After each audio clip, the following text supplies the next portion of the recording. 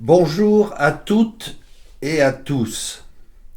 Je vous propose sur cette chaîne YouTube une nouvelle session intitulée L'amour de la vérité.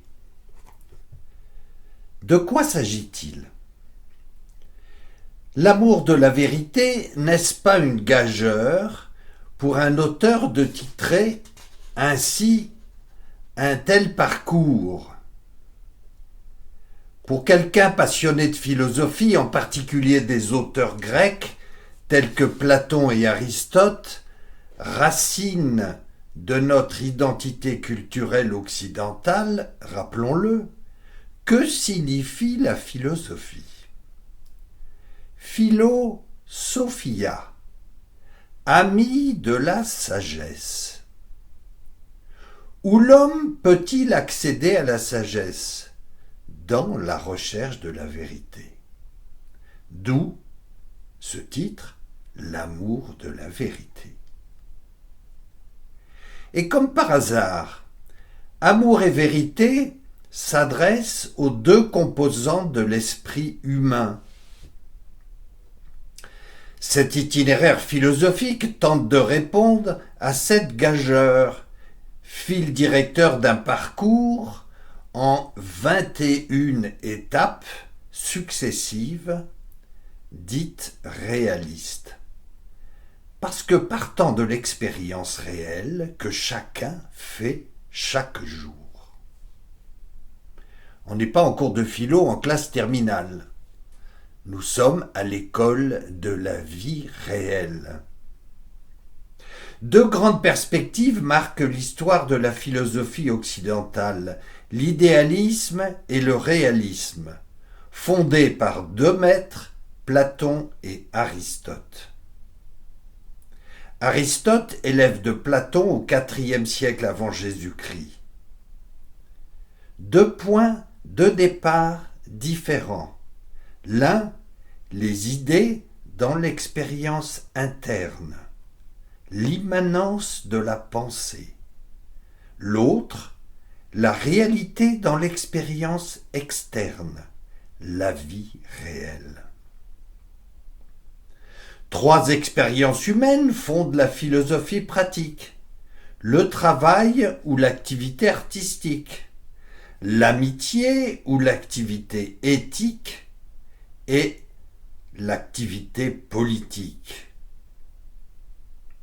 Le travail repose sur une matière à transformer venant de la nature, d'où la nécessité d'une philosophie de la nature, connaissance préalable à la transformation de la matière. L'amitié repose sur la connaissance humaine, d'où la philosophie du vivant qu'est l'homme, au sens générique du mot bien entendu. Il en est de même pour l'activité politique dans l'étude de la communauté humaine. Éthique et politique nécessitent une philosophie du vivant mettant en évidence trois niveaux successifs. La vie végétative ou biologique, en l'homme, générique évidemment, la vie sensible et la vie spirituelle, de l'esprit spirituel. Le philosophe doit découvrir ces deux présupposés que sont la nature pour l'univers physique et le vivant qu'est l'homme. Dans sa nature même, l'esprit humain peut se séparer de la matière quand il pense, réfléchit, aime, travaille au-delà de la matière sensible ou quand il contemple. Dans son traité de logique, intitulé l'Organon, Aristote invente ce qu'il nomme les catégories, en distinguant ce qui en l'homme change et ne change pas, ce qui demeure au-delà du mouvement. D'ailleurs, parfois ne dit-on pas que ce qui est substantiel est ce qui demeure? Ainsi Aristote découvre la substance, ce qui se tient par soi, et le relatif, ce qui se tient par un autre, que sont la relation, la qualité ou la quantité, toutes relatives à l'être de chacun de nous et qu'il est bon d'étudier. Par exemple, je suis moi-même depuis ma naissance et je le reste même après ma mort. Par contre, je me fais des amis et je peux en perdre. J'acquiers des connaissances et des compétences diverses. Ma taille et mon poids varient au fil des ans, comme mon lieu de vie et mon âge, ou ce que je possède un jour et pas un autre. Chacun s'interroge pour se connaître et découvrir le monde qui l'entoure. La nature, les vivants, en réponse à deux questions existentielles, je dis bien existentielles. Qu'est-ce? En vue de quoi? C'est la recherche des causes, des effets, donc de la réalité telle qu'on la voit, à leur cause qu'on ne voit pas, mais qui existe.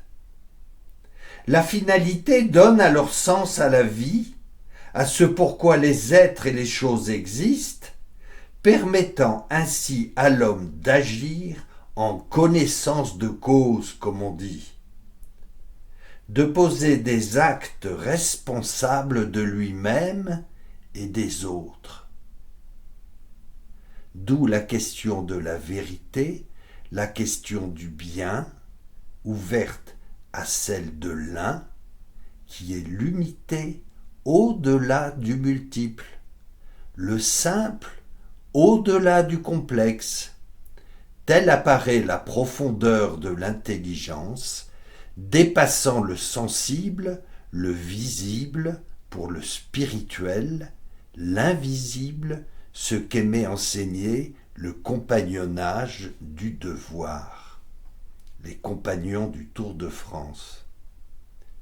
C'est ainsi que de retour à l'homme dans sa vie, le philosophe que chacun peut être, s'il aime la vérité, transforme son regard sur lui-même, sur les autres et sur le monde qui l'entoure. Enfin, dans son regard sur lui-même et sur l'homme en général, il découvre ce qu'est la personne humaine, ses dimensions réelles, profondes, clés du sens de la vie et de sa relation au monde. Tel est cet itinéraire que chacun peut parcourir sans grande difficulté, même s'il y a des passages difficiles, malgré donc quelques obstacles à franchir. Il incombe d'avoir le désir de chercher la vérité qui habite tout homme et le conduit au bonheur dans une alliance d'amour. Quel est donc ce programme que je vais vous annoncer, les 21 points les uns derrière les autres? Le premier point, préambule d'une philosophie réaliste, ce que nous voyons aujourd'hui, qui sera suivi par la biographie d'Aristote. Deuxième, l'évolution de la pensée occidentale. Troisième, quelques préliminaires sur le travail. Quatrième, la structure du travail humain. Cinquième, qu'est-ce que l'amitié? Sixième, la structure de l'amitié. Septième, la communauté politique. Huitième, le bien commun. Neuvième, la matière. Dixième, la nature. Onzième, l'homme être vivant. Douzième, l'autonomie existentielle. Treizième, la relation. 14e, l'amitié en tant que relation réelle. 15e, la qualité. 16e, la finalité, référence historique. 17e, la finalité, analyse dans sa diversité. 18e, la vérité.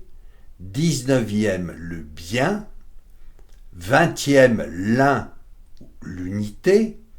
Et 21e, les dimensions fondamentales de la personne humaine.